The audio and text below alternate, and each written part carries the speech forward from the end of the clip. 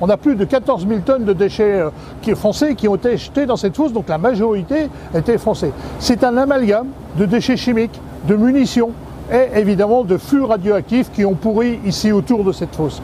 D'ailleurs, il n'y a pas que dans la fosse, il y en a tout autour, puisqu'évidemment ces flux se sont répartis au fur et à mesure des courants. Pour la première fois, une caméra est descendue en 2000. Nous avions un robot sous-marin, un robot téléguidé, et nous avons donc descendu vers la fosse des Casquets. Finalement, à notre grande surprise, il n'y a même pas eu besoin de descendre dans la fosse pour trouver ces premiers flux qui étaient là tout autour, finalement sur le fond de la mer, et dans un état pitoyable évidemment, complètement rouillé, éventré. Donc bien évidemment, la radioactivité s'est répartie dans l'environnement.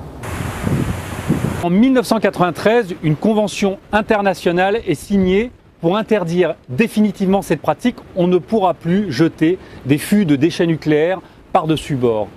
Est-ce là la fin de la pollution nucléaire dans la mer? Eh bien en fait non, puisque l'industrie a trouvé une sorte de tour de passe-passe et aujourd'hui elle continue de déverser ses déchets sous forme liquide via un grand pipeline, un tuyau qui part du centre de retraitement de La Hague et qui s'enfonce dans la mer à 2 km du large et qui déverse chaque année quantité de déchets toxiques. Il faut savoir que ce volume est l'équivalent de 2,5 fois tout ce qui a été déversé dans les années 60, 70 et 80 sous forme de fûts dans la fosse des Casquets.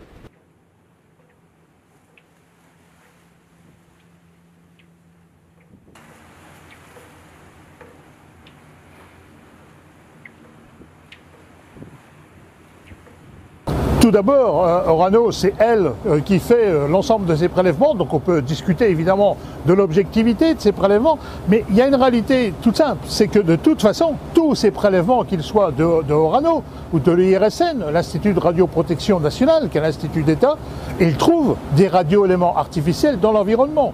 Donc la preuve est faite d'une contamination importante. Alors évidemment, Orano prétextera la dilution en nous disant « mais oui, mais vous mesurez à la sortie du tuyau, puis vous savez, ça part beaucoup plus loin. » La prochaine fois que j'aurai un contrôle de gendarmerie sur mon véhicule, je leur dirai « non, non, mais mettez pas cette sonde de contrôle sur le pot d'échappement, mettez-la à 30 mètres, vous verrez, il y a de la dilution dans l'air. » On voit bien que c'est une aberration. En réalité, la quantité de radioéléments artificiels rejetés dans l'environnement est très importante. On en retrouve des traces très identifiables au retraitement de La Hague, sur les côtes de Norvège et jusque sur les côtes du Canada.